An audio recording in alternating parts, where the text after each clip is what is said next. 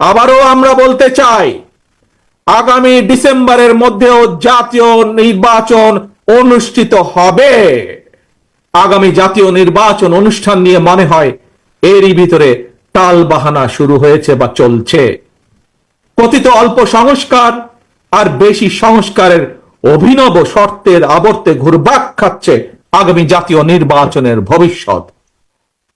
এরই ভিতরে জনগণ বিশ্বাস করতে শুরু করেছে সংস্কার নিয়ে সময় ক্ষেপণের আড়ালে অন্তর্বর্তীকালীন সরকারের ভেতরে এবং বাইরে কারো কারো মনে হয় কিছু ভিন্ন উদ্দেশ্য রয়েছে।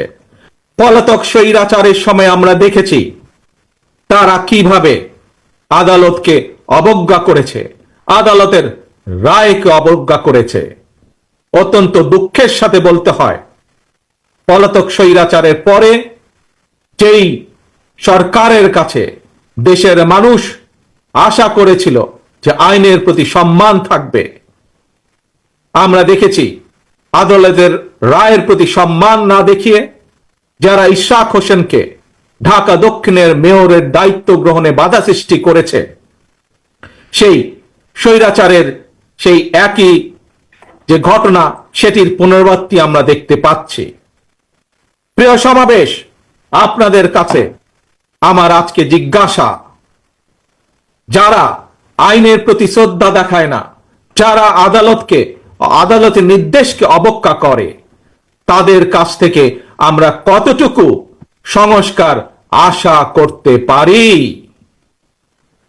প্রিয় সমাবেশ, আমি প্রায় একটি কথা বলি, পুঁথিগত সংস্কারের চেয়ে ব্যক্তি মানসিকতার সংস্কার অনেক বেশি জরুরি।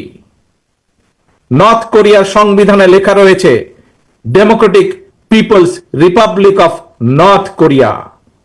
সুতরাং কি লেখা আছে তার চেয়েও বেশি যেটি জরুরি তা হলো মেনে চলা।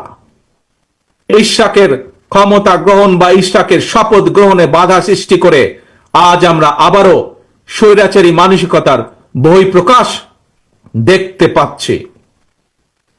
প্রিয় তরুণ প্রজন্মের ভাই বোনেরা, নিরপেক্ষতা এবং বিশ্বাসযোগ্যতাই কিন্তু অন্তর্বর্তীকালীন সরকারের প্রধান পুঁজি। তাই তাদের প্রতি আমাদের আহ্বান থাকবে, তাদের প্রতি আমাদের পরামর্শ থাকবে। জনগণের বিশ্বাস ভালোবাসা নষ্ট হয় অন্তর্বর্তীকালীন সরকারের এমন কোন পদক্ষেপ নেওয়া ঠিক হবে না। একই সাথে অন্তর্বর্তীকালীন সরকারের প্রতি আবারও আহ্বান জানিয়ে বলতে চাই, গণতান্ত্রিকামী জনগণ এবং গণতন্ত্রের পক্ষের রাজনৈতিক দলগুলোকে দয়া করে প্রতিপক্ষ বানাবেন না। যদি আপনাদের কেউ রাষ্ট্র পরিচালনায় থাকতে চায়, তাহলে সরকার থেকে পদত্যাগ করে জনগণের কাতারে আসুন, নির্বাচন করুন। যদি ভবিষ্যতে নির্বাচনে জনগণের রায় পান, তাহলে আবার সরকারের দায়িত্ব গ্রহণ করুন। পতিত পরাজিত পলাতক স্বৈরাচারের কাছে মানুষের অধিকার প্রতিষ্ঠা কিংবা নির্বাচন কোনো গুরুত্বপূর্ণ কিছু ছিল না। সুতরাং সংস্কার ইস্যুর পাশাপাশি জাতীয় নির্বাচন অনুষ্ঠানের জন্য অন্তর্বর্তীকালীন সরকারের দৃশ্যমান প্রস্তুতি নেওয়া উচিত বলে আমরা বিশ্বাস করি বা আমরা মনে করি। অতীতে বিভিন্ন সময় এই বাংলাদেশে তত্ত্বাবধায়ক সরকার নিরপেক্ষ নির্বাচন অনুষ্ঠিত করেছে এবং প্রত্যেকটি ক্ষেত্রে আমরা দেখেছি তত্ত্বাবধায়ক সরকার 3 মাসের মধ্যেই সফলভাবে জাতীয় নির্বাচন অনুষ্ঠান সম্পন্ন করেছে। সুতরাং অতীতেই বাংলাদেশে রেকর্ড রয়েছে 3 মাসের মধ্যে জাতীয় নির্বাচন অনুষ্ঠিত করা সম্ভব। কিন্তু আজ আমরা দেখছি 10 মাস পার হয়ে গেল, অন্তর্বর্তীকালীন সরকার নির্বাচনের দিনক্ষণ ঘোষণা করছে না। আমরা ফ্যাসিবাদ মুক্ত বাংলাদেশে জনগণের সরাসরি ভোটে জনগণের কাছে জবাবদিহিমূলক, জনগণের কাছে দায়বদ্ধ একটি সরকার দ্রুত দেখতে চায়। অন্তর্বর্তীকালীন সরকারের প্রতি আহ্বান, আগামী ডিসেম্বরের মধ্যেই জাতীয় নির্বাচন অনুষ্ঠিত হতে হবে।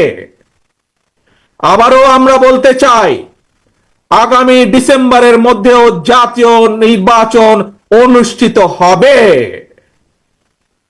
নতুন প্রজন্মের প্রিয় ভাই বোনেরা, আজকের এই সমাবেশ, প্রিয় দেশবাসী, আগামী ডিসেম্বরের মধ্যে আপনারা জাতীয় নির্বাচন অনুষ্ঠান যাতে অনুষ্ঠিত হয় তার প্রস্তুতি নিতে শুরু করুন।